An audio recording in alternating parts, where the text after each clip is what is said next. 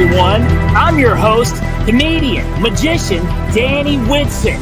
But it's all tricks aside, because tonight we're turning the paranormal into the normal. Join me as we explore the gray areas of reality.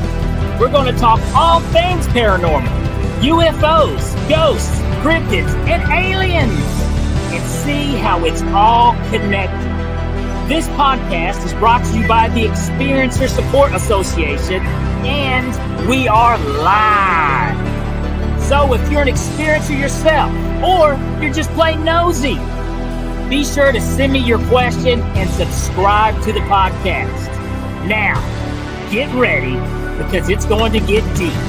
No, really, we're going to go way out there, because this is Beyond the Tinfoil Hat.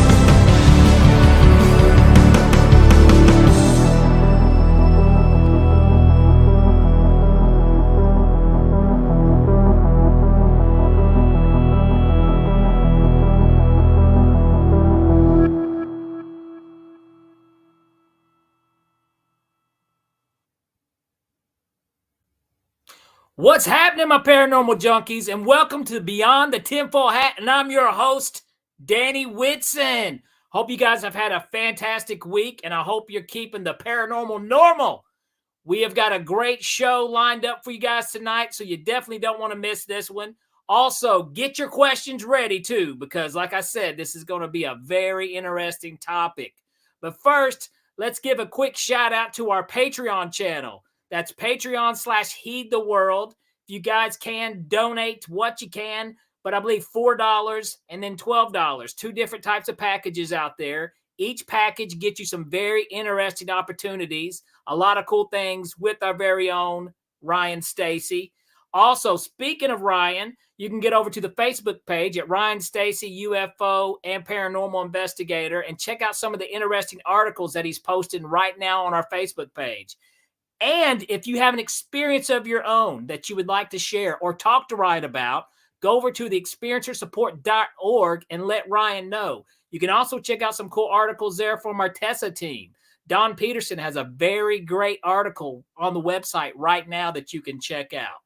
So definitely check those things out. Our Patreon, Heed the World, you'll see it across the screen throughout the show. So anytime if you feel like you would like to donate a little bit to help support the podcast, help support Ryan's work, feel free to do so.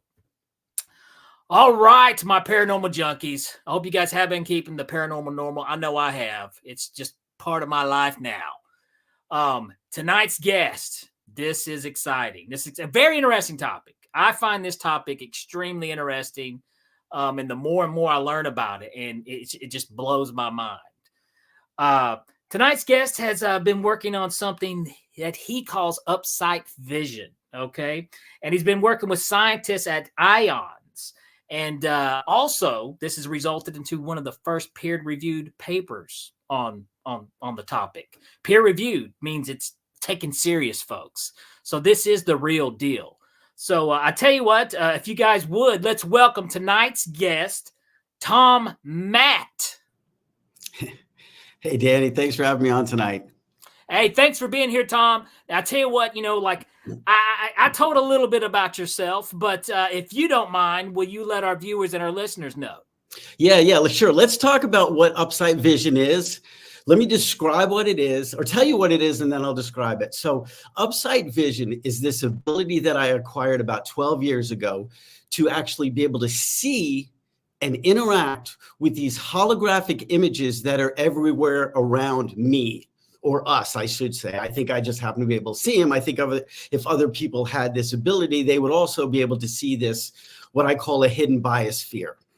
And I acquired this ability after I came out of an addiction and a mental health crisis. I was sitting on the couch one day, and I look over, and I started seeing these things. And there were the first, I'll tell you the first four things I saw. First thing I saw was the back of a dinosaur. Then I saw blood cells moving through a human body. Then I saw a slot machine. And then I saw the Grim Reaper. Now, as you can imagine, with addiction issues, and actually, funny enough, at the time I was definitely high. So I thought to myself, okay, I know for whatever reason, I had this intuitive thing. I knew I could do this when I wasn't using. Got cleaned up. I've been 11 plus years sober, so I'm clean and sober now. And I also knew at the time that if I did not get clean and sober, nobody would take this ability, this thing that I realized I was be able to do, seriously. So let me kind of tell you also what these things look like so people have an idea in their head exactly what I'm seeing. And I'm going to give you 2 examples. Hopefully people have seen at least one of these. A few years back on Netflix, there was a show called The Queen's Gambit. And there was a scene or a few scenes where the protagonist is laying in the bed and she's looking at the ceiling and she sees the chess pieces on the ceiling. Right? She sees them and she can move them around, or she sees some moves ahead when she's going to play her next partner or her competitor. That's what it looks like. Another example is most people have seen the Iron Man movies. And when Tony Stark is in his office and he's submersed in this universe around him, believe it or not, it is that detailed and graphic. Now, I can't swipe things forward, left, and right with my hand like he does. You can't get to files. However, I can change these images with a thought. So that's kind of what I've been dealing with the last dozen years. It is both fascinating, at times scary. And to what you said earlier, there is a peer review paper coming out right now. It's under peer review. Hopefully it'll be accepted and published in the next 60 or 90 days. Last summer, I went to IONS for about a week and we did 200 tests. We did these 200 tests. We can get into that in a minute. So basically, that's what I've been dealing with, and that's what I see, and that's what Upsight Vision is. Okay, first of all, I would like to say congratulations on getting clean. That's a ginormous accomplishment. Yeah, thank you. Fantastic. Now, when did you? Okay, so you said this happened. You were high the first time this happened, correct? Yes. And so when did you realize you're like, this is, this isn't something that's caused by the drugs or any type of hallucination from withdrawals or? So, well, that's a good question. So that's a funny question too, because when you're high, you want to stay high. But this time I was like, I want to be sober because I know I can do this, right? I knew, like I said, it was intuitive. I knew I could do this without drugs. So that was literally the last time I did coke.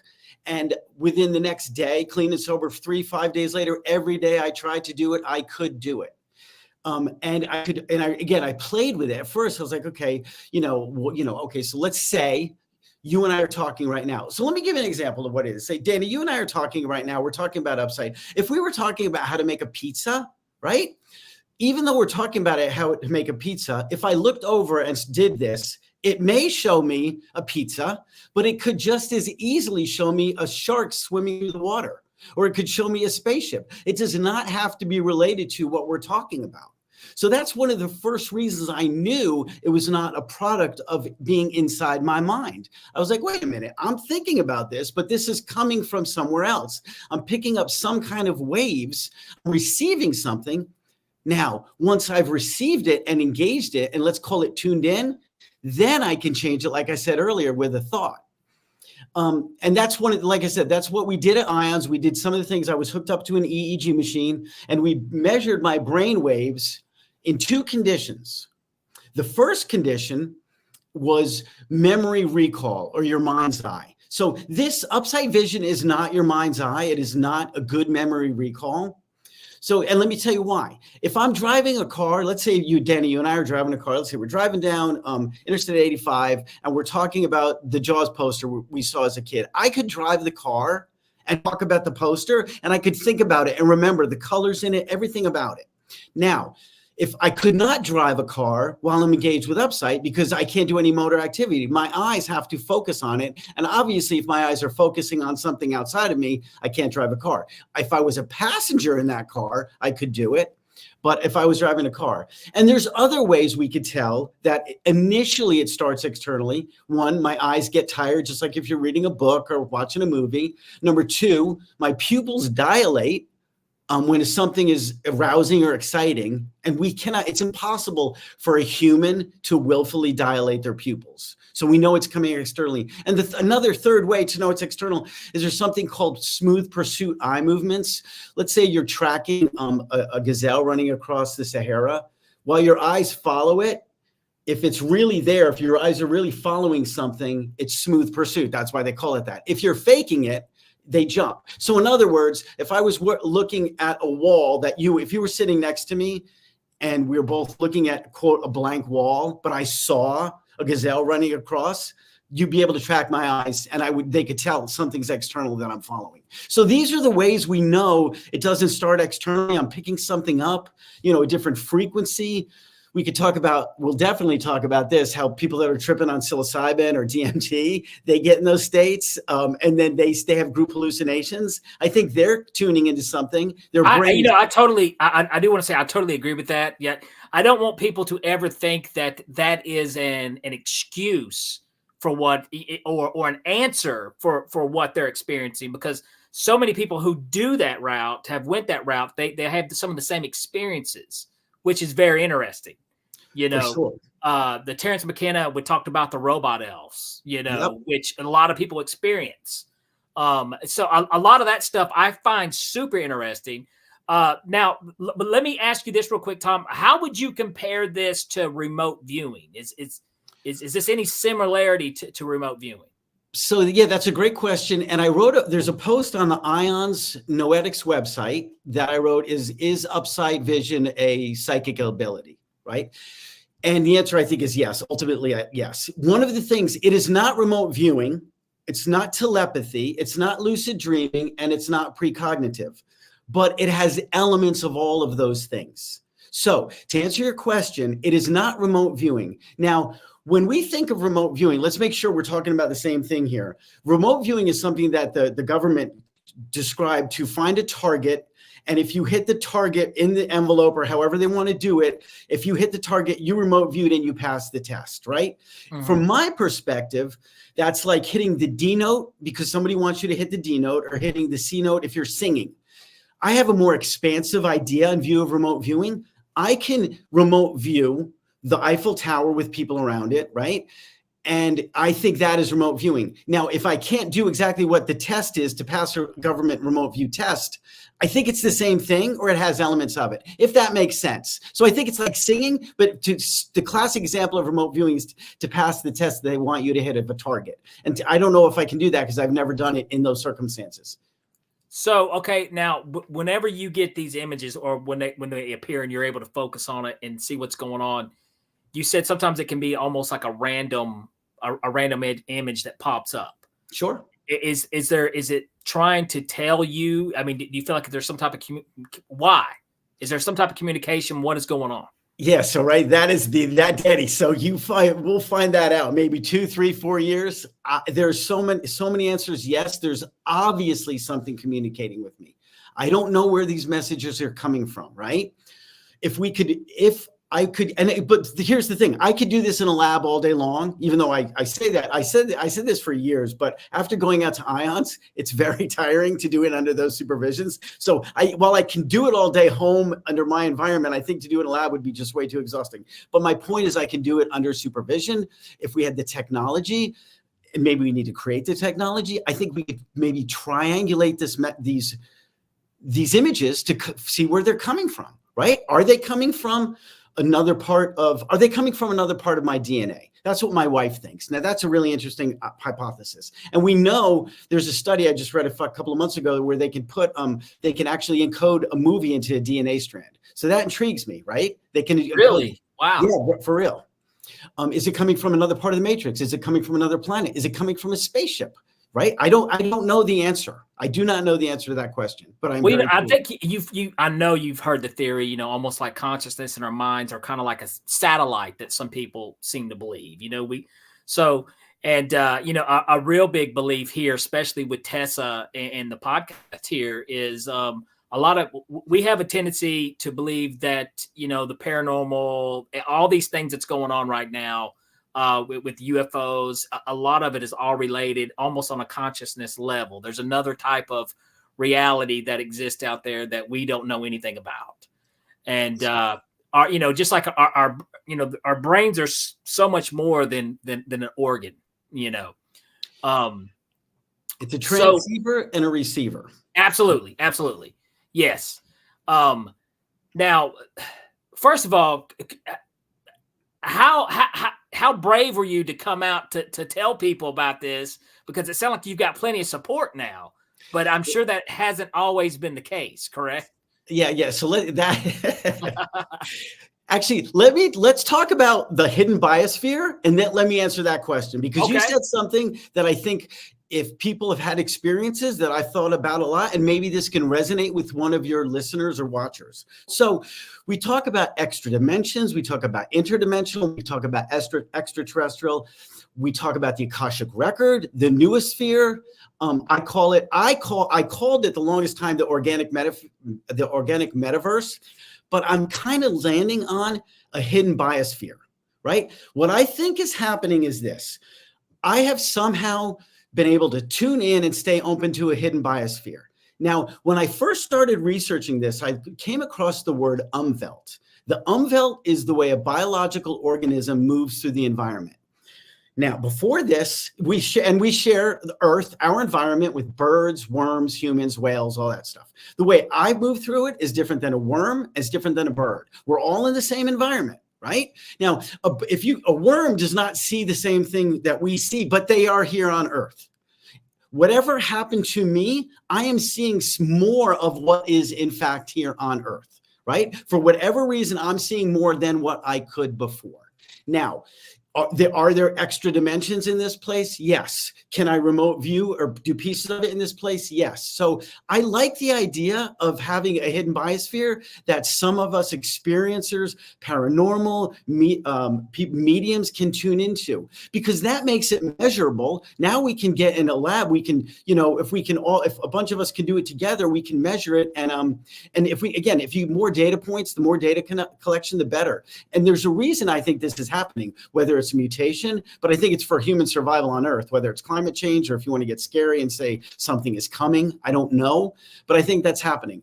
So that's that point, right? Now back to your question about, do I have the support? Yeah. So when I first came out of this, and this is really important, this is a dozen years ago, and I want to be clear. I wrote a book about this called Jesus Goes to Hollywood, a Memoir of Madness. It is about the 1 year that I left my wife and kids. I left my thriving business because I thought I was being followed by government satellites. I thought my kids were alien doppelgangers. I had a serious psychosis. Something was wrong with me. An idea would enter my head, and I would believe it to be true. And I believed it to be true so much that I didn't believe anything in my life was real. Long story. So that's the book. But the book ends with me. Well, it ends with me trying to figure out what's going on with Upsight. But I ended it with a psychiatric teaching hospital, homeless. That I connect. By the way, I've connected with my wife and kids, family. My kids are grown men now. We're all happily back together. So awesome. When I first wrote about this, I talked more about the family drama in the book, getting through addiction recovery and stuff like that. And I talked more about the search for what Upsight is, knowing I was going to reach, and I did reach out to a bunch of academics, a bunch of different neuroscientists, and I minimized the alien piece of it, because I didn't think people would take me serious to have this ability, and said, oh, by the way, because of this ability, I was studied by aliens. Maybe they had some hand in making me this way. So since then, I've realized, and that's common too, it's called redaction. And people that have experiences like this, it's self-redaction.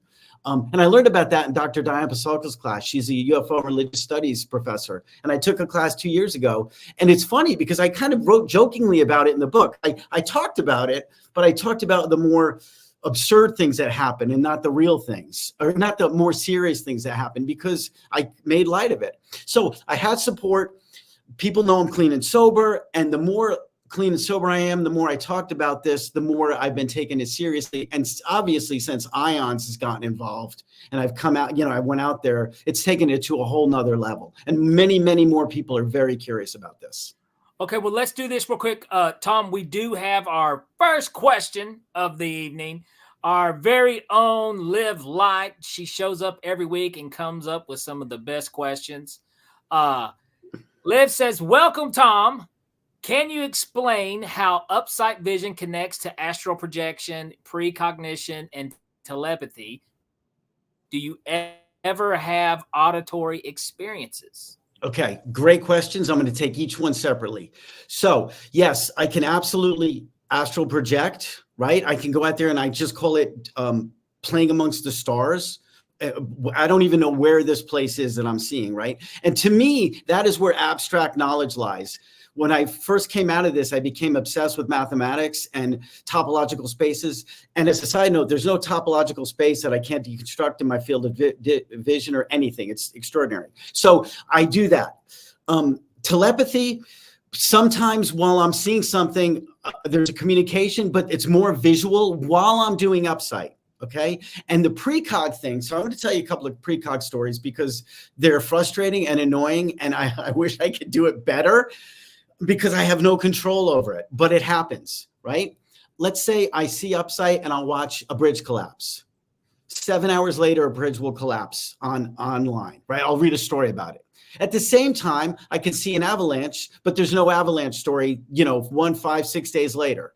So that happens. And even mundane things like getting into a fender bender, right? It's not that I get into one, but the next morning I'll drive out of my parking lot and I'll see 2 people get a fender bender. I'm like, oh, that's interesting. So it happens, but I can't control it. Okay. Well, you mentioned the bridge collapse. Did you happen to see? No. The reason I brought that up is because that was asked the day that happened. I actually saw a bridge collapse years ago, and the day it happened, I was asked about this on another podcast. That's why it's fresh on my mind. I did not see the most recent one. No. To the auditory experiences. So this is really interesting, and it's something. Sometimes I don't say an auditory experience. I will say I will have a feeling with a thought that it's the decision I should make. I do not hear voices, right? I do not hear a person's voice whispering or an alien voice telling me what to do at all. And it doesn't even happen with Upsight or without Upsight. But that said, I do know certain things I should probably lean to for whatever reason. You can even call that basic intuition or instinct or whatever. I think it's more than that because I didn't have it before. But I don't think I can prove that in any way. But it just does, in fact, happen. So, I mean, now, do you talk to others that can have this same type of Upsight vision as you? Or are you like the only one who experiences the way you do? So believe it or not, the answer is yes, there's others and they're coming forward. But believe it or not, because I didn't believe it and I still don't, and I'm hoping somebody's going to send me an article or something, that there is no record of anything in the ufology. There's no ancient record of anybody talking or writing about this specifically like this, right? And I've asked ufologists, I've asked people that study this, and there's nothing. So that kind of blows my mind, right? So it kind of blows my mind. And so it's new. Now, that said, how new is it? Since I've been talking about this, every time someone will email me and say, I have this or some version of this. Some of the people want to contact me, and we've talked on Zoom. There's a woman in Virginia that I do plan on meeting. She's described it exactly like me. And I think, and this is where I think it's going to take it to the next level. If her and I are in a room sitting next to each other, I firmly believe that we would be able to communicate non-verbally through Upsight. She could see it. She could change it with a thought. I could see it. Now, that may sound ridiculous, and maybe it should, but I also believe it's so easily testable, right? We can see if it happens. And even if it doesn't work, I think there's some tweaking that might need to be done. I don't know what it is. Maybe we need to get in the same frequency. I don't know how to do that. Why would I think that? Because obviously I'm communicating, like we said, Danny, with something. Something is sending me these messages, and I'm communicating back and forth with it, this non-human intelligence. And be clear, it's different from time to time. Sometimes when I'm doing it, I know there's a malevolent thing there that I can choose to ignore. Sometimes it's benevolent, and sometimes it feels like it's God, God, light. So yeah, there's a lot here. Well, we do have another question here from Live Light. And also let me say, folks, for you other guys watching, if you got any questions, feel free to put them up, and we will get them on here and ask Tom. Liv, though, she's challenging me now. I have to make sure I pronounce this right. Okay, making me work, Liv. Here we go. Do you believe you are accessing the Akashic records. Akashic records or noosphere? The Noosphere. Akashic records in the news for it. Yeah, that's and I do, and I think I maybe sure I've thought about this. You know, the research again. I do, and why do I think that? Because there's knowledge here. I have this mathematical coordinate system that's multidimensional, and it's built in my mind. It's just sitting there in a drawer, for lack of another word, ready to be built. Just like Tesla built his alternating current generator. He said he had it built before he actually put it together. I have this same thing that I could, if I had the right team, I could create a software out of. The noosphere, the same thing. And now here's what's interesting about that. The Akashic records, if I understand it correctly, that's all the past knowledge or all the knowledge of the universe is in there. Now, there is a trickster element to this. This does not always tell me the truth. This will show me complete and absolute nonsense and lies. When I first did it, it's just like anybody else that would have it. One of the first things you would be like, holy cow, I'm going to win football games. I'm going to win a horse race, right? So I tried to win some gambling with it. No, it literally is. You can almost make the case, whatever it shows me, bet on the opposite. But I can't win races and I cannot do any kind of things like that with it. It will show me a Kentucky Derby race, but it will show me a not real one with a different horse. What do you think? Okay, Tom. Well, clearly, I don't know if you're familiar with this, but from my world and my community, there's a guy called the Amazing Randy. Well, he has since passed, but now Steve Banachek is now taken over, and he had the $1 million challenge for any psychic medium out there, and they would always do the if you can pass this certain test challenge, you can have all this money locked up in a box. And the funds really were there. And it is a legit type challenge. And, to this day, no one, I don't know how many people have stepped up and tried to do it either, but the money's still there. Now, so, and that's always one of the biggest critiques from people any skeptic about anybody with any type of psychic medium type ability. And then why not you just tell me the lottery numbers or this? So do you think there is some type of law or rule to to this, as far as the universe, because I mean, I am a firm believer in psychic abilities. I believe, I think all of us have some type of potential for it, but I think other people are just much more better at it, like I'm not going to be able to dunk a basketball, and yeah, exactly. So those kind of things. But do you think there's restrictions to this tees up. So I'm going to answer it. The answer is absolutely. And I'm going to say why. I think this is a mutation in my gene, right? Mutations are for human or for survival. If you believe mutations, well, we know mutations happen, but if you believe it's an evolutionary mutation, it's to help a person, or that if it's a good one, it's to help the organism survive. Now, you could make a really strong case that if I could pick lottery tickets, I would be in danger. That is something that would put you in danger, right? So I do think it will not let me do something like that. And let me say that with another remote viewing experience I've had. I cannot remote view Epstein's suicide, right? I can't do it. It won't let me do it because that'd be dangerous. I cannot remote view, and I've tried Area 51. What it does, it shows two guard dogs, these Dobermans, like those old German war movies, Dobermans in front of this door, and I can't get past it. Now, I think that's survival. Just the same way, if your hand is going towards an oven, your brain is smart enough to pull back before it hurts. I think this thing is an intuitive knowing like that. So yeah, I do think there's some restrictions. I don't know if I'd call it universal. I think it's more biological. But yeah, that's a really good question, Danny. And I've thought about it a lot. I think it's not going to let me see something that could be dangerous to me to know. That's interesting too, because I mean, we all know, we talk about the natural laws of physics and, Newton's laws and maybe there's laws that exist in this world as well, So I've always found that interesting. If you were able to, predict the winning lottery numbers, what kind of out of whack that would throw the universe. Absolutely. So, sure. I mean, yeah, absolutely. But here's the other interesting thing. Why are you giving the things that you are giving? Why are you shown a bridge collapse or a car accident and then not the winning lotto? You know what I mean? No, I do. Okay, so let's talk about a couple of things here. So the first thing I said is that I've literally over the years built this coordinate system. Now I think that's Akashic Records, whatever, and it looks nothing. Well, that's not true. It's like the Cartesian coordinate system on steroids. How's that? It's like it's so much more than, better than, different than. Okay, so that is important for us. Maybe that's something humans need for whatever, or I need to create for whatever. I also see, when we will talk about where you can send people. Well, actually, we'll say that there's an Upsight Vision Facebook page. You can go there and join.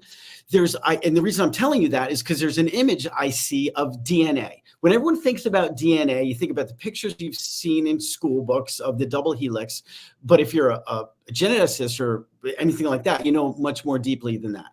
I see something that is unseeable with the naked eye interacting with our DNA. I see a ring connecting, or a circle around both sides, and I see these little candy cane hooks as well. So, and it's almost like it's an invisible, I call it dark matter because we can't pick up dark matter on the electromagnetic spectrum. You can't see it through a microscope.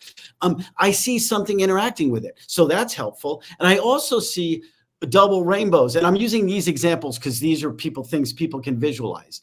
The double rainbow is an illusion of perspective.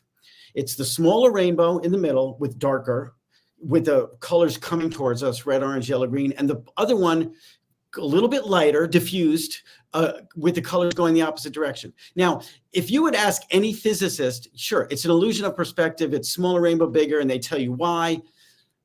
And maybe that is true, but there's also something else going on from Upsight Vision.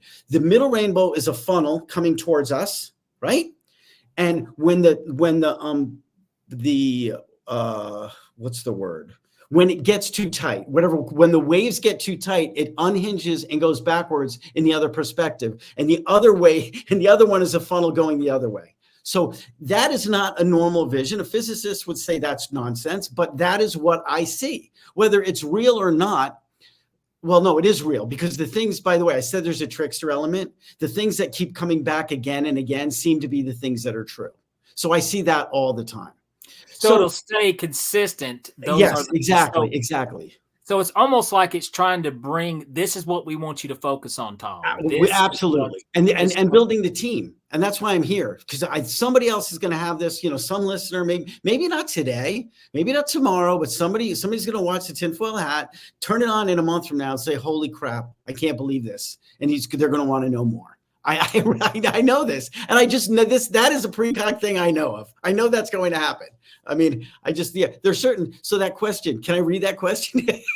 Yeah, we got a question. Like I said, and Liv she has the best questions. Yeah, right? Good. She's our champion questionnaire. So she comes up with the best questions. Do you believe you are accessing another dimension, like an evolution of our future human abilities? Do we all have this ability, maybe suppressed in our DNA? So the first question, again, the hidden biosphere, right? I think it's here. Is it another dimension?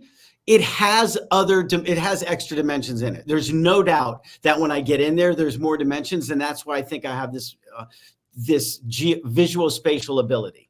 Okay. So yes, it's a hidden biosphere with extra dimensions.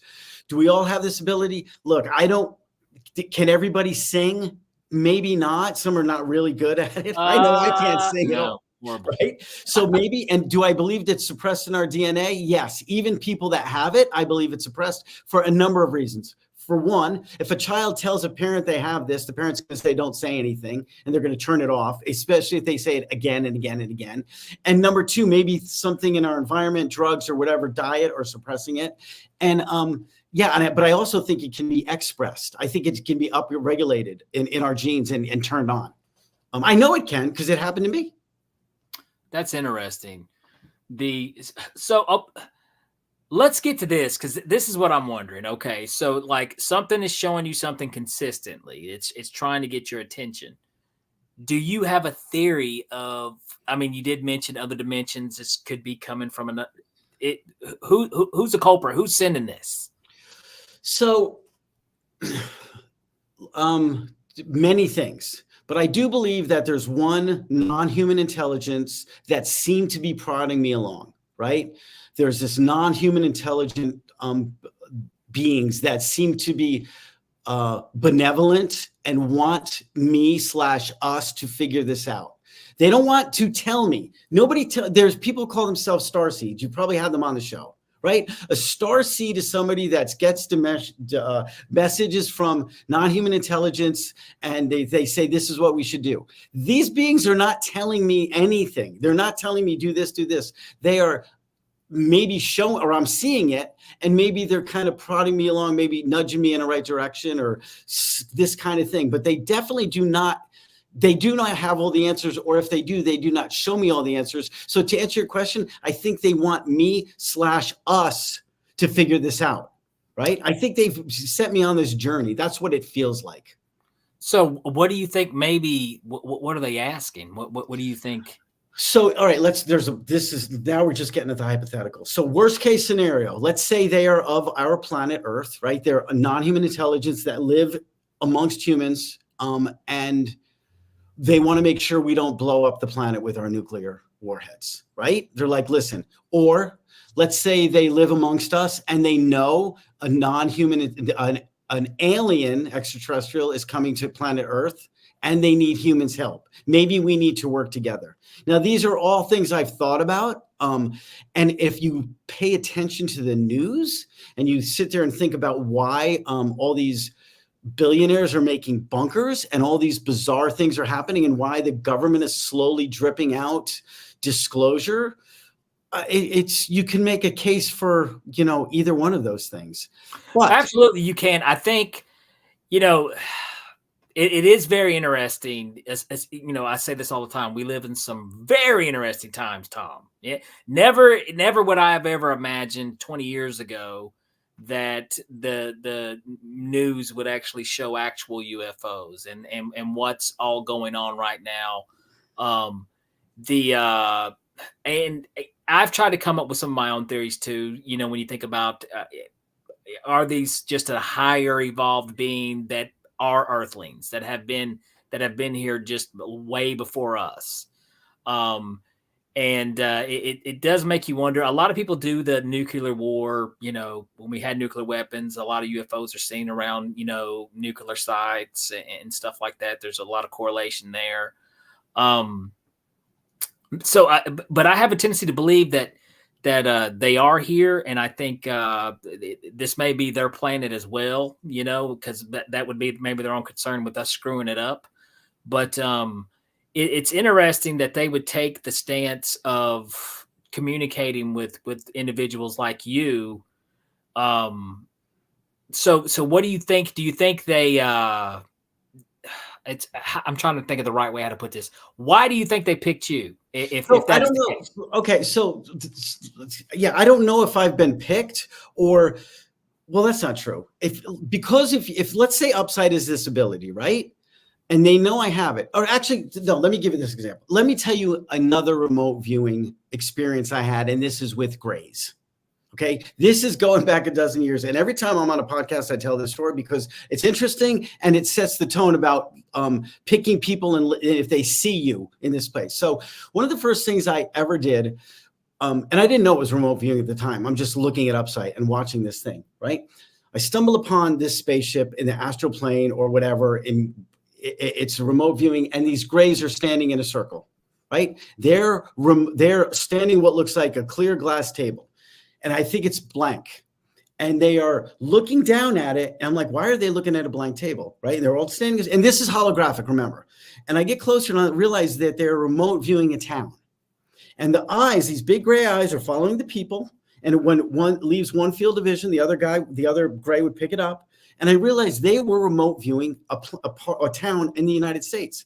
And again, this all happened in less than a minute. I'm like, wow, this is wild. What are they doing? I'm wondering. Two of the Grays looked at me, right? They looked at me in this space, and I look at them and I'm like, hey, do they see me? Because I don't know. This is new. They start coming towards me and I jump out, right? And I'm like, holy cow, I was scared. So that is one of the first times that this happened where I know you can see beings in this plane, or at least I can in the holographic space. Now, also with the grays, while I'm doing math, while I've done math, they would show up to annoy me. Let's say I was working on something, trying to concentrate. They would show up. They were like a nuisance.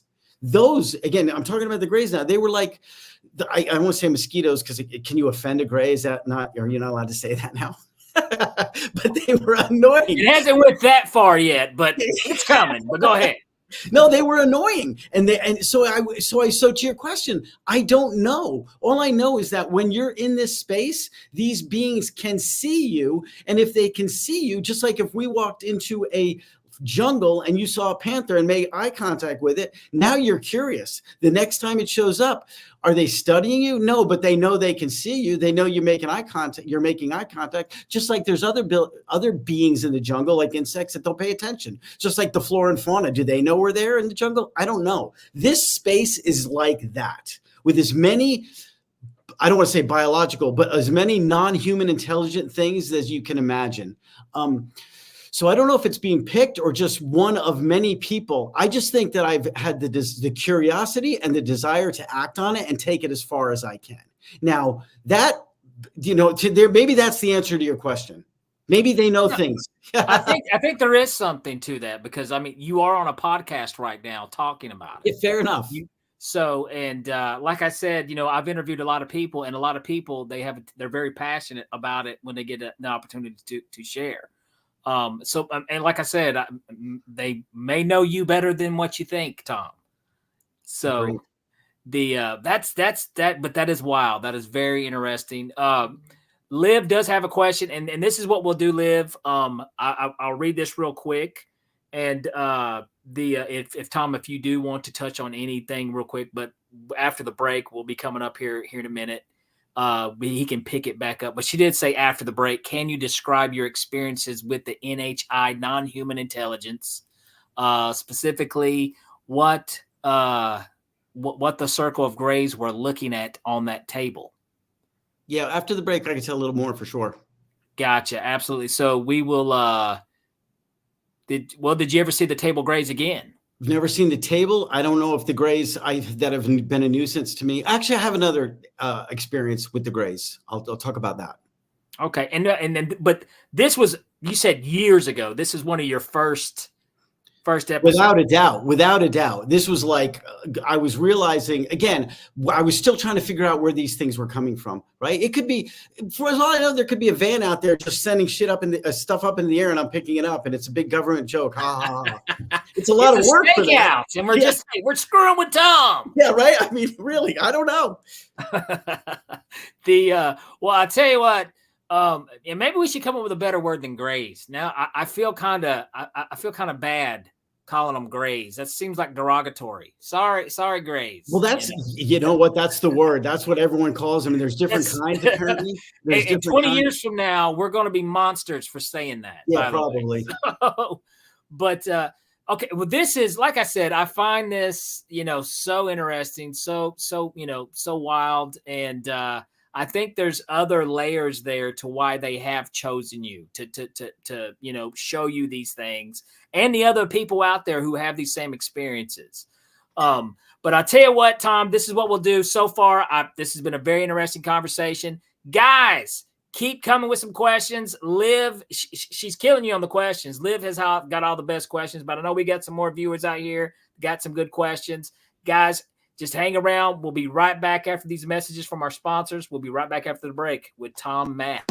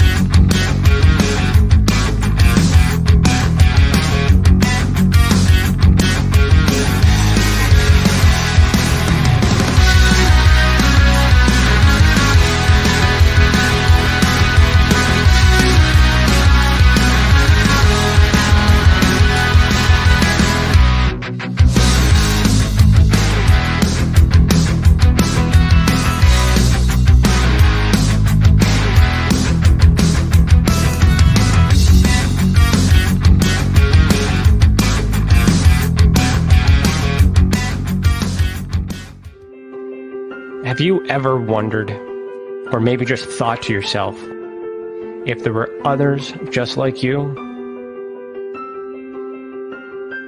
You know, people with extraordinary abilities, psychogenic advancement, and perhaps unique intuitions. Maybe you just wondered if there were other people who experienced unimaginable, unexplained, or even unusual and paranormal events. Are there people who have more questions, more fears than answers? Well, you're not alone. You've never been alone. We believe you. Sign up for EA today.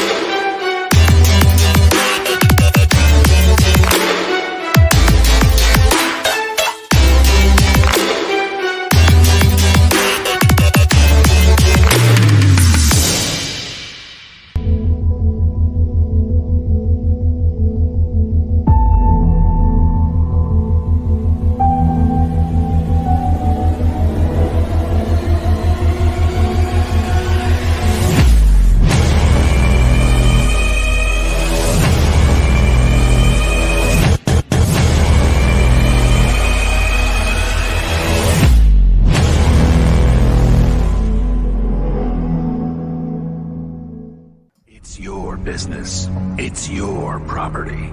Your assets are worth protecting. Blacklight Investigative and Surveillance Services specializes in patrolling and inspecting residential or commercial property against fire, theft, vandalism, terrorism, and illegal activity. People and buildings are monitored to prevent crime. Keep your property, your people, and your assets safe from threat. Our elite staff are dual licensed private investigators and security guards. Blacklight Investigative and Surveillance Services. Go to blacklightiss.com.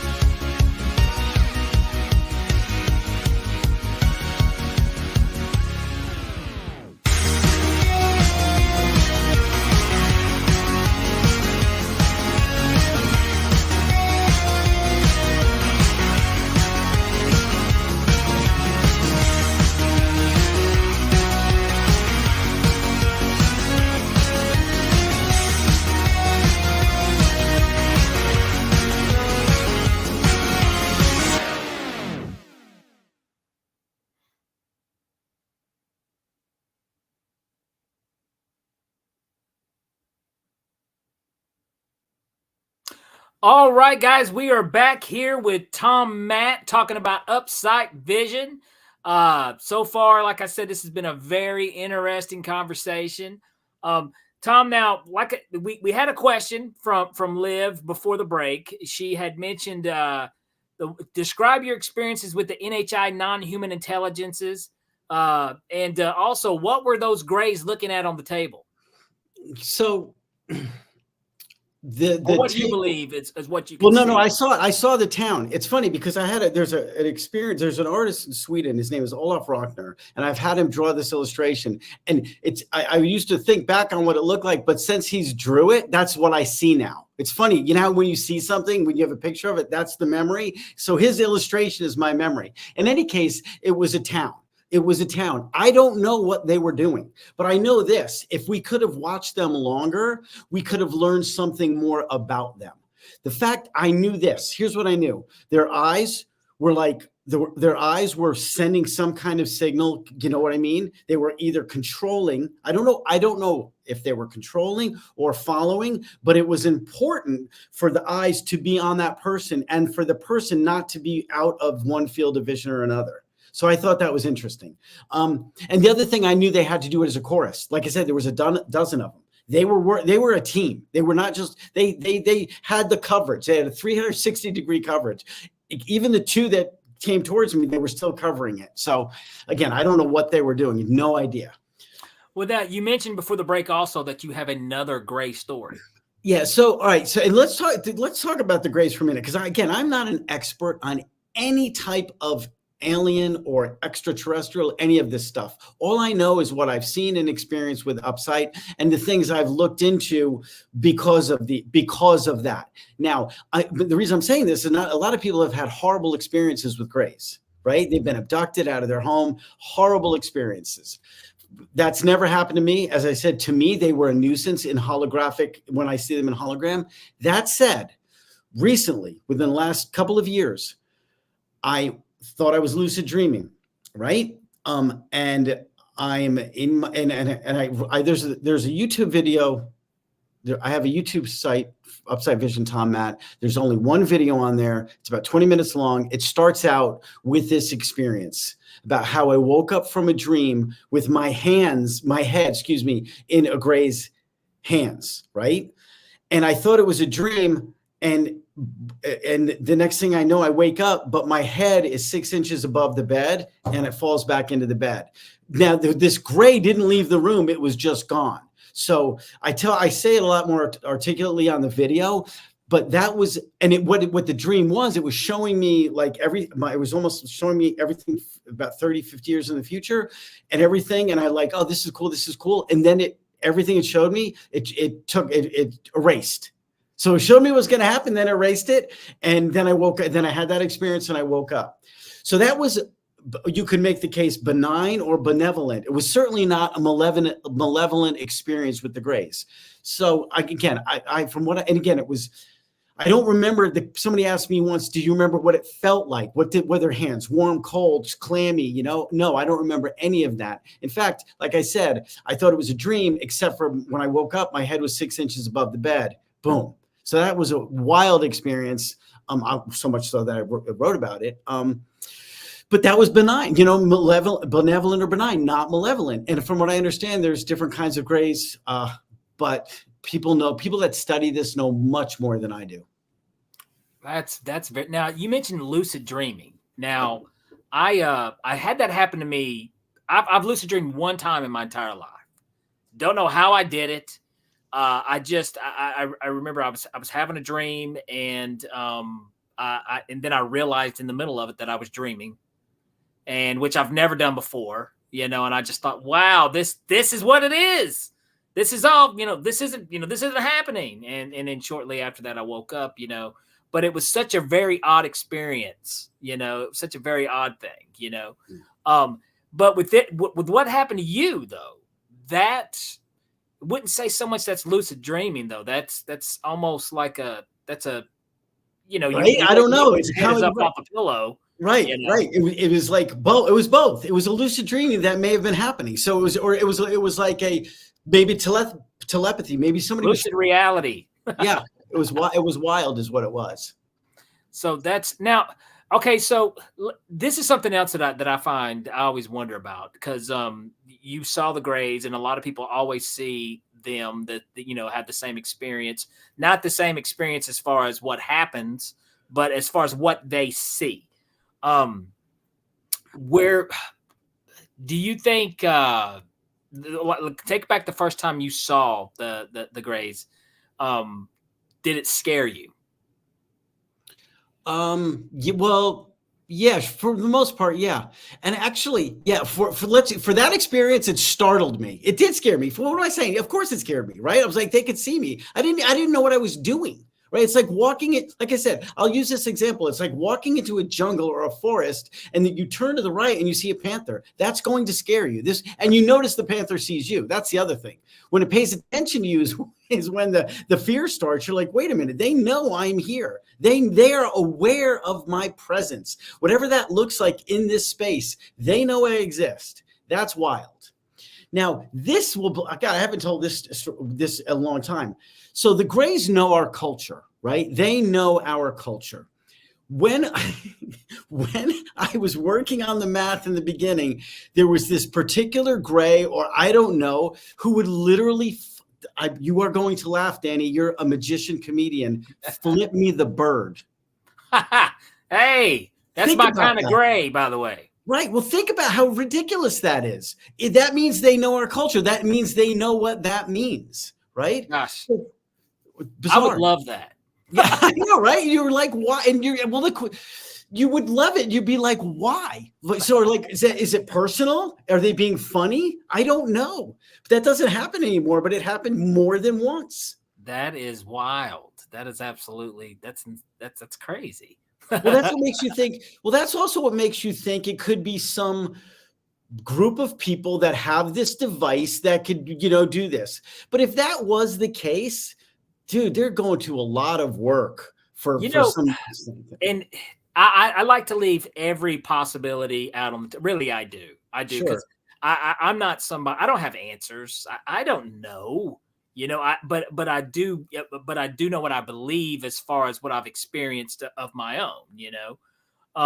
So I like the fact that you do that too, Tom. Like you also come back to the there's a rational, but it could be that this is us figuring out a way, some type of manipulation or some type of way to test, maybe this, on you, to see what we can do. And how crummy human beings are and how, we have the things that we want power, we want money, and if we can get the upper hand on somebody else by being able to, do something that somebody else can't do, well, of course they'll take advantage of it. Sure. But you still have it. Okay. Are you comfortable maybe sharing a message that you feel like they're trying to get across to you? Well, actually, you know what? Let me tell you what we did at Ions. Okay. Yeah, let's do that. Let me tell you what we did Yeah. at Ions because it's actually related to the gray. Or there's a piece of this that has the gray. So when I went to Ions, we did 200 tests, right? And I was hooked up to an EEG machine to measure the alpha waves, alpha, beta, theta, gamma, all the wave states that you are in when I was doing Upsight, right? As opposed to good memory recall and your mind's eye. Okay, so I'm hooked up to this thing. I have to be very still. They would show an image. Let's call it the Eiffel Tower. I would have to think about the image the same way you think about something with your mind's eye. Then I would see it again, and I had to you see it with Upsight Vision. Okay, I did this 200 times. They measured all the brain states. Now, if you know anything about the brain states, which you probably don't, so I'll tell you, the alpha brain state is the state we are in when we are the most relaxed, right? That is when you're calm and just chill. Believe it or not, the alpha brain state, when I was using Upsight, was like Rudolph's nose. It was on fire. It was not relaxed compared to the alpha brain state with memory recall and mind's eye. And it was the biggest difference in all the wave states, right? So that was wild. And they wrote about this in the paper. The theta state is the one I thought would show the biggest difference because that's the one you're in when you're dreaming. That is the state that you're in, mediums are in when they're having these experiences. Now, don't get me wrong. There are differences to some degree across every wave state, but the biggest one was the alpha wave state, which was, you can make a case, the most exciting, most interesting thing to discover. The reason I'm telling this story, just so people know what I did up there, also, while I'm doing this test, the grays show up, right? A gray shows up. And I wrote about this on a Twitter thread the next day. Now, when you're in this testing, you can't move, right? You have to be still so they can get a good measurement. And I knew if I started paying attention to this thing, it was going to mess with the results. So I ignored it. It came a couple more times, but I ignored it. And it went away. It only was for a couple of the tests and it went away. Now, if we were doing some other kind of testing, right? And I don't even know what this would be, but if we were like, okay, let's see what brain states happen when the grays show up, we could have measured that. We could have created some type of test to see what happens to the brain states when these beings show up. But we didn't do it. And I knew if I did pay attention to it, it would change the results. So I thought that was interesting. So to your question, again, goes back, what do they want? Maybe they watch us the same way we watch pods of whales, the same way we watch the gorillas in the mist. Well, even with this answer, it creates another question right off the bat. So a gray showed up while they're testing you. Okay. And is this kind of like, how do you see this when this happens? Like, of course, if they're testing you, you're having the, you're seeing. Yeah, good question. Good question. You So see in this standing case, in the corner, what's yeah, going on? absolutely. In this case, I'm sitting like this, and it comes up behind my background, like over my shoulder. So it's there over me, right? So now it could shrink down. When used upside, it could be any size, but it was like a gray looking over your shoulder. It was like there, but I know it wasn't there. I don't know that at all. I don't think it was there. All I know, it was there in holographic form, and I was ignoring it. And it knew I was ignoring it. You know what I mean? It knew I wasn't going to pay attention to it. So that's how I saw it. I just saw it as if somebody would walk up behind you while you were doing something. Now, did you tell them during the study or after the fact? I did. Oh, yeah, for sure. Great. I absolutely How did they take you on that kind of information? How did they take that? Well, they were really interested. They were absolutely interested. Because, we do 200 tests. You could have some on this end that don't work on each end of them. They throw out those and get the ones in the middle. So maybe, I don't know what each test showed, but maybe that one was contaminated or whatever. But no, they were open to it. IONS studies non-physical things, right? Extra physical psi abilities, all these things. So they are very open to it. They have become more open to the idea of interdimensional and extraterrestrial presences in the last year, I would even say. So they were very respectful, to answer the question. So now, is it only grays that you see, or do you see any other type of beings? I've seen mantids. I've seen there's a being. It's like the Thoth, Thoth. It's the old Egyptian. It's a bird-like being. That one, I kind of think that's the one I was saying earlier. They think they're the guides. That's the one I think is kind of a guide. And let me tell you another anecdote that happened. And this one, this is one of those. I say it's holographic. This one, they may have been in the room with me. Now, why do I say that? Because they were translucent, right? They were not holographic. I wake up. This happened 2014. I turn over. I wake up from my bed. I turn over, and there's these three beings in these. They were translucent beings with a blue tint in these very formal robes, and they had faces like birds, right? Couldn't see their arms, and they were hovering above me. There were two in the back, and there was one right next to the bed. When I turned over and I got out of the bed, this being moved back for me to get up, right? And not only that, it had a startled expression on its face, like he didn't know, or it did not know that was going to happen. The beings behind him were like, it was almost like this was some kind of test for this one, and they were the doctors, and this was an intern or something. It was so bizarre. And this happened right after I came back from my mental health crisis. And it was almost like they were the ones that were experimenting on me when I was away from the family. I didn't tell stories about that because there were some things that happened to me on St. John's Island. I built this thing in my room. But my point is, those beings were part of it too. Now, I've only seen them then, right? Sometimes I see them in holographic form, but they were there translucent. But two things, the startled expression and the fact that it got out of my way made me think it was in the room with me. And the funny thing, though, is I was just so frustrated. I wasn't startled. I was annoyed. I went to the bathroom and I got back to bed, and I went back to bed. And thinking back on it now, it's like my unconscious knew I'd seen them before. And I knew they were part of my past or something, and they weren't to be feared. They weren't going to hurt me. It was a nuisance, like getting waken up in a hospital. If you ever stayed in a hospital to give you meds, it was maybe something like that. That's kind of what it felt like. Something I think I want to bring up here, from the skeptic point of view, because you do talk about where you had a mental health issue happening. And one thing that I do know, like people with psychosis and stuff, you may see things that aren't there, you may hear things that aren't there.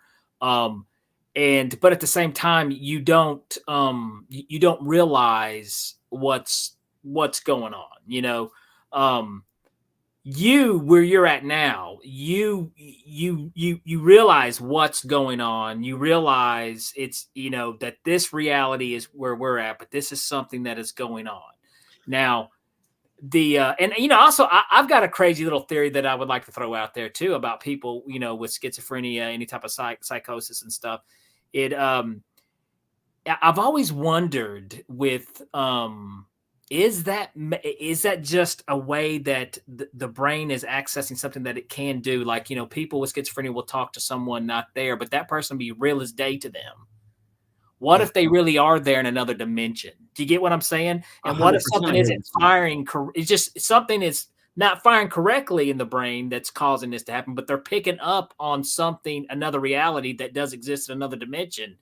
And I find all that interesting. Now, but the difference with you now is that, I'm talking to you and I'm talking to a rational, sane person.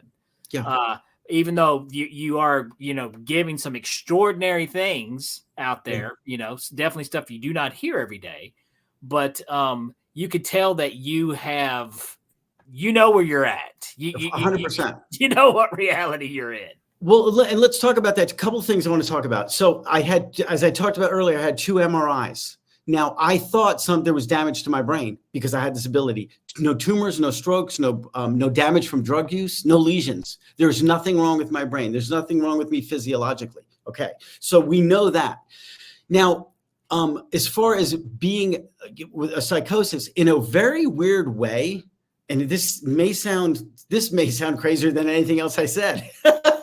And you can't say crazy. This may sound because the mental health issues are real, but Absolutely. The fact that I went through all those things, I have a benchmark to know this, in fact, is not that, because I was those things. I did believe those things. I did have a thought and think it was true and act on it. This is not that. To your point, Danny, this is in fact not that. I know it's hallucinations technically is something you see and you believe to be true. No, I'm seeing something that's there and I know it can be measured. That's why I went to ions. That's one of the reasons. I wanted to get clean and sober, but I was like on a mission. I'm like, okay, you know what? If I am using drugs, 0 people will take this seriously. And I think it's important for me, but for everybody. I think there's something here. I do believe it could be in science.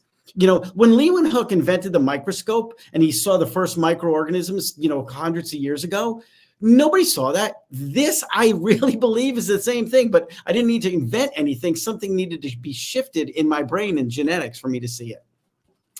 But now let's just throw this out there. Do you think the drugs helped? So Danny, it's funny. Definitely. There's, when I went to the clinicians, this is what they said. I'm like, look, doc, I'm seeing these things all the time.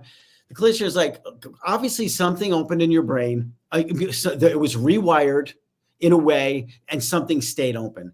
Sure, that's helpful, but it's really not helpful, is it? So yes, the drugs maybe opened something or rewired it in a way to make me, like I said, move through Earth in a different way than I had before. And it stayed open. That's a very known theory about, drugs they do rewire the brain. Yeah. In your case, it may have kickstarted, what's happening here. But we got another fantastic question by Liv Light. Liv asked, has Upsight Vision advanced your mathematical and visual spatial abilities, or did you have strong math physics skills prior to this event? Will there be future training to acquire Upsight Vision? Mm-hmm. I love this question because this is one thing about you, Tom. You do sound like a very well-educated person, and which is another reason why when you do talk about Upsight Vision, you catch my attention. I think just clearly off the bat, just the way you carry yourself, the way you're very detailed with it, that I'm like, well, this guy knows what he's talking about. But yeah, great question by Liv.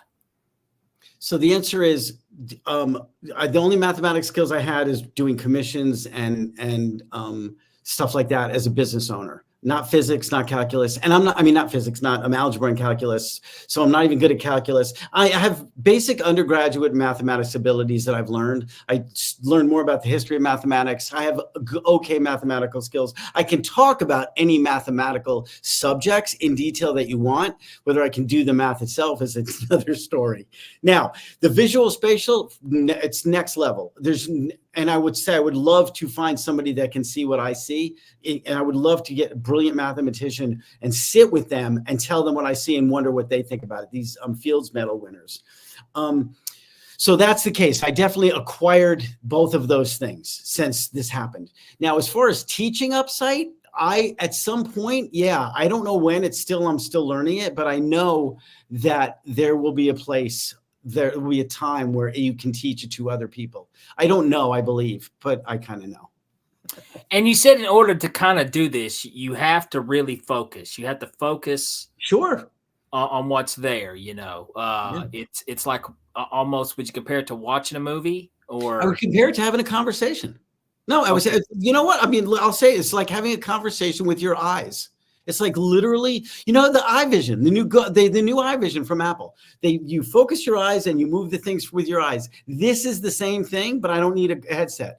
I can see it there. And obviously you can't get files and download things. And obviously whatever shows up, you have to pay attention to. And sometimes horrible things shows up. Sometimes horrible things show up and I just want to look away. Now, I don't know why that happens, right? But sometimes they do. And a couple of minutes later, it's gone. It's almost like, remember the radios dials when you were a kid, you turn it and you go from one channel to another. It's kind of like that, but it's always moving. There's always static. You can hold it for a moment, but you can't hold it for a long moment, minutes at the most. Now, do I think there's a way that I can, do I think there's a possibility that I could dial in to a Upsight Vision and hold it for longer? I do, in fact. Just like the Grays were standing in a circle, I think a group of people could hold an Upsight image for a longer time. There you go. So if you are able to figure out maybe how to teach this ability, so this is something that you would be all for to. Sure. And it's not mine. Let me say that too. People are like, well, I don't want somebody to read my mind. It's not mind reading, right? It doesn't go to your inner thoughts. If it's like somebody tapping you on the shoulder and they're there, you turn, you pay attention to them. Now, maybe I don't know. We don't know enough about it, but it's mind communicate. It's nonverbal mind communication.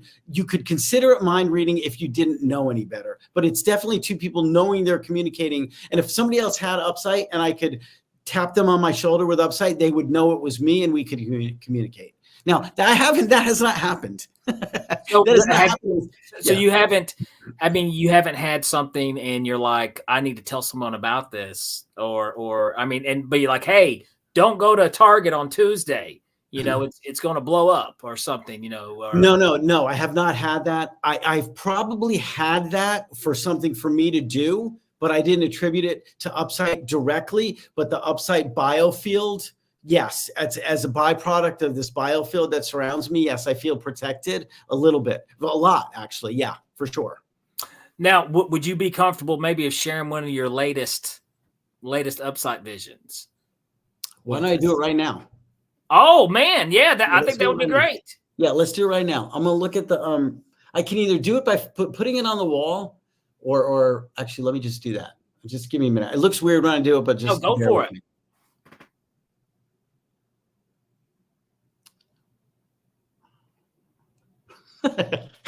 It's a guy at a bowling alley and the bowling ball is coming up. He's standing at it and he's throwing it and the ball is not going straight. It's going down the side like a snake going down, and it just went behind the pins into the gutter. It literally. So what in the hell is that about, Danny? What sounds like me bowling. Right. So here's what's going to happen. That's nonsense. It's there, but it's not. There's an element of synchronicity that always happens. Your listener, somebody's going to just get back from bowling.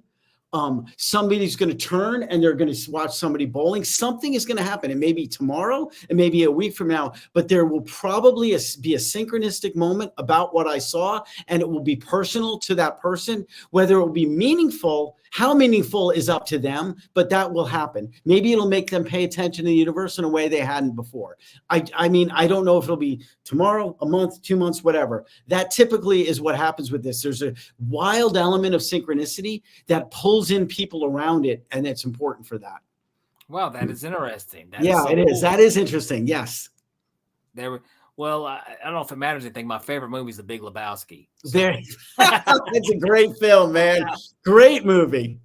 Well, man, I think this is, like I said, this is such an interesting topic, and now one thing I do want to go back, because I don't know a lot back to the, I guess not the Greys, but you mentioned that you've also had encounters with the I guess the mantis type? The mantids, yeah. Mantians. I've seen them. There's no encounters. I've seen them. So that's the thing. They don't look at me and tell me things like some people do. I've just seen them do things amongst themselves, and or whatever. I don't know if that's the right word. I've just seen them individual, and it's just like, and it's kind of the thing too, when you notice this thing start turning to you, even in holographic form, you can look away because it's creepy. It's creepy as fuck. I mean, you said we could, yeah, it can be really, really, really creepy.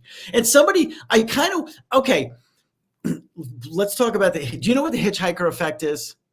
Have you heard of that? The hitchhiker effect. Go ahead and explain. I will. So the hitchhiker effect is something, I don't know if it got famous because of Skinwalker Ranch, but that's when people have written about it. People have gone to Skinwalker Ranch, they've seen these beings, and these beings have followed them back to their apartments and terrorized their family, wife, and kids, something like that, right? So when you hear that, people will laugh and say, haha, that's the dumbest thing. Those people are out of their minds. But let me tell you what I think. If I am at Skinwalker Ranch and I make eye contact with some non-human intelligent being from there and it knows I see it, I could see why it would want to follow you back the same way some kid would pick up a rock, grab a scorpion, and take it home because it's cool to have a scorpion in your house. Now, maybe that's a stretch for some people watching. I don't know. But to me, that makes complete sense because you can make eye contact in this space, in the holographic space. And when you do, there's different. Sometimes it's scary. Sometimes it's benign. Sometimes it's malevolent. Sometimes it's caring. It's all the things you can have just with eye contact with any other creature. I have a tendency to believe that the more we acknowledge that other world, the more we're going to see it. Of course. And it's I've had, we've talked about some people are more sensitive to paranormal experiences, than others. And I think it's just because they're more aware. And kind of like in that situation, maybe they see, hey, that this person's aware, of my existence. I'm going to follow them home. I'm going to do this. And I mean, even as I can even take back, it's probably an old Bible bumper, Appalachian beliefs, you don't speak on this, or you'll cause bad things, or, bad spirits and stuff. I believe all that, not wrapping it up and calling it bad spirits, but maybe, being aware of certain things that do exist, they do exist. Yeah. So, well, that's funny because some people are, I've been on other podcasts, some religious podcasts, and they say it's demons. I don't know if it is. It could be. But it's more like bad non-human intelligence, not you know what I mean? Not biblical demons. Well, I think, not to be biblical at all. I think there's, I guess you can define, good and evil, that there is good and there is evil, or maybe there's just, it's hard to say, if you see a wild animal eat its young, you're thinking, oh my God, that's horrible. But, is that tendency? Is that nature? So, and why would it be any different for, in other dimensions with other, interdimensional beings like Greys or the Mantians, and if they are evil or if they do bad things, sure. Why are they better than us? That's what everyone says. They're more advanced. Are they? I don't know. I don't know. That's another topic that I always run into. I always get a little offended when people, first of all, I think people shit on us a little too much. Okay. Yeah, right. All right. Just because these other things can do some things we can't do, but hell, I don't see you guys. I don't know how good are you at chess, or hey, you want to, hey, I bet our football team's better than yours, buddy.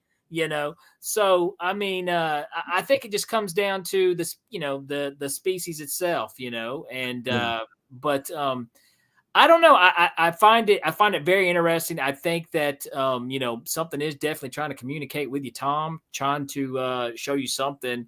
This is very interesting stories too, especially the journey that you were on, as an addict, and then with the mental health crisis that you dealt with.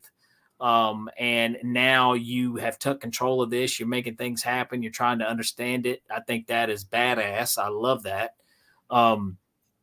Leah, no, just really touch base. How was the pandemic for you with this?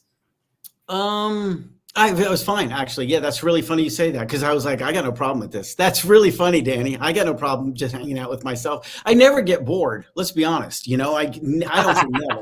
I just don't. Why would I get bored? There's always something to do. You talk about, how we talked about psychosis. And first of all, this can happen to anybody, folks. I don't care how well you think you got your crap together. It can literally happen. I caught myself during the pandemic peeping out the window, and I was telling myself things, and I was like, I was starting to really believe some things, you know what I mean? And then I thought, God, I got to get the hell out of this house. Yeah. Man. So how easy that can happen to anybody. But no, I kind of wondered. I was like, because it was really a really tough mental health time for a lot of us during the pandemic, and I just wondered, if it was any more difficult for you. But yeah, actually, no. And I had that thought. I'm like, well, this is not going to affect me at all. I spend a lot of time alone. Or inside, it's funny too. So the name of my book is called Jesus Goes to Hollywood, a Memoir of Madness. Okay. And as I said, it's about the family. It's about my psychosis, leaving the family, flying around the globe, staying at St. John's for a month, spending all my money, getting clean and sober, being homeless in LA. I mean, there's a lot of stuff that happened. Aliens, and it's available on Amazon. And the reason it was called Jesus Goes to Hollywood, for a very short time, I thought I was Jesus. That's a classic mental health issue. That's very classic. Yeah. But that bar is way too high, right? That bar was yeah. You don't want that gig, bro. No, you do not want that gig. So that's why it was called that. And so if you want to get that book, you can read the story and how I was starting to look for answers. In the book, the reason I say that, I published it during the pandemic, self-published it. So I was supposed to go on this mental health speaking tour, but all of that fell apart, just like everybody else's plans fell apart in 2020. Absolutely. So then it shifted gears a little bit and did other things. Well, here, I want to do this real quick because we're getting close to time here. We got one more fantastic question, and then I want to have you plug some of your social media and stuff on here. But we got, once again, she's been burning it up all night for us, folks. Live Light has this ability to see other dimensions, and NHI is giving you a deeper sense of a universal unity where we're all connected in consciousness, a oneness. Yeah, without a doubt. I can see, I don't know it's all the Matrix, but I can see us connected to everything. So yes, there's no doubt that we have. So, well, I will say that we have a soul. We absolutely, humans have a soul. I don't know if these other beings do, but I know, because again, I haven't seen them as beings. I've seen them holographically. I know we have souls. I don't know what happens after we die, nothing like that, but I know there is more to us than this physical body. There's, without a doubt, I've seen so many things. Think about this. We've talked for an hour and a half. There's so many things we haven't even touched on. Oh my gosh. Yeah. With people that have passed and stuff like that. But yes, there's definitely a connection, a oneness that we're part of. But this is not that answer. This is a biosphere that should be studied, and all the answers to those kinds of questions are not here. It's just more. This is not like, oh, because I have this, I have the answers. It's weird because of this, consciousness. You're like, well, do you know what consciousness now? No, now I have more questions. I have this. It's like so many more questions because of this. And if you had a theory about consciousness and this happened to you, you would flush that theory away. You would completely change whatever theory you have. Maybe you would augment it. Maybe not completely throw it away. So yeah, that's that. Now, as far as people, like I said, if you want to get the book, it's a fast read. Jesus Goes to Hollywood, A Memoir of Madness. It's available on Amazon. If you think you have Upsight Vision or some form of it, you can join our Facebook support group is really what it is. And there's only a handful of us on it. It's Upsight Vision on Facebook. And if you want to follow me on Twitter, it's TOMEMATTE. And that's kind of where I hang out the most and talk about this. I'll look at the Facebook from time to time, but that's where I communicate. But yeah, if you think you have it, reach out to me and we will connect. And I would love to, talk to you about it, especially if you've had it and your mom and dad have said, don't tell people that because they say you're crazy. If that's happened to you, I will make you feel better about that. Well, I'll tell you what, Tom, also, before we get out of here, because we did mention about the peer-reviewed article, you said that may be out in a few weeks. Will we be able to read that, access that anywhere? Yeah, go to the Ion's website. It's not up yet, but there's 2 blog posts there. Look, Upsight, both one's written by the scientist, Upsight Vision, How to Study Upsight Vision, and the other one's written by me. It's called Is Upsight Vision a Psychic Ability? The one by the scientist has a link to the peer review paper that's on archive. It's under peer review, so it hasn't actually been published yet. Gotcha, not yet. It's literally in the process, hopefully 60 days. That is awesome, because that means some exciting stuff may be coming out about Upsight Vision. I tell you what, Tom, this has been a fantastic conversation. Very interesting. You are a very interesting guy. And I tell you what, we've definitely got to get you back on the podcast so we can talk more about this. Just like Christy Ann over here. Thank you over here in the comments. Christy said, most questions on these topics can't be answered in one night. And I believe amen to that. Absolutely. She is correct.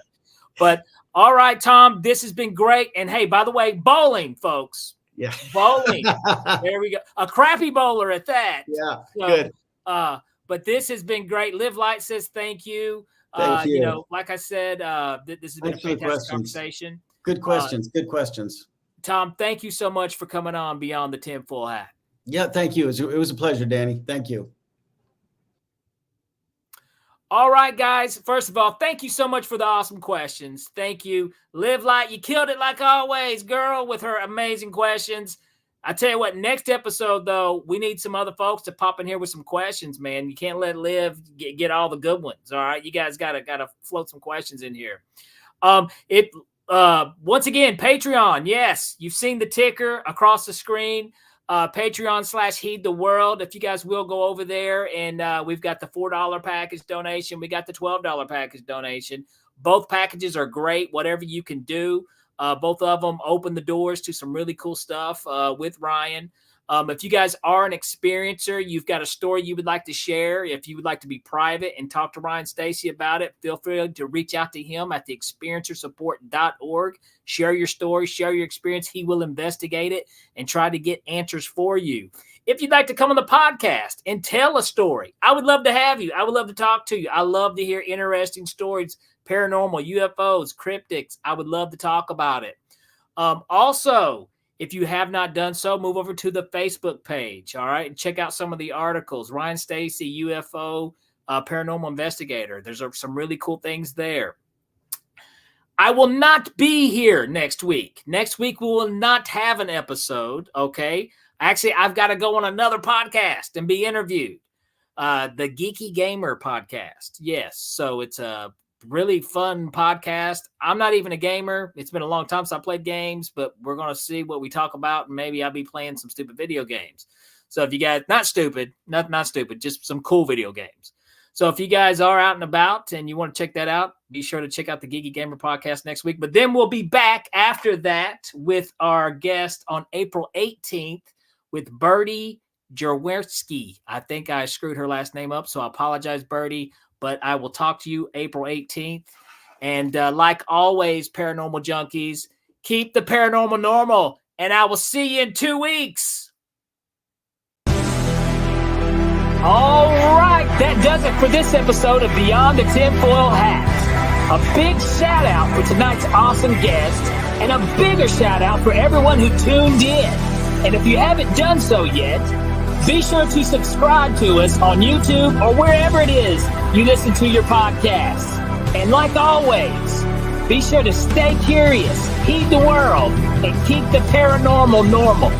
I'm your host, Danny Whitson, and this has been Beyond the Tinfoil Hat.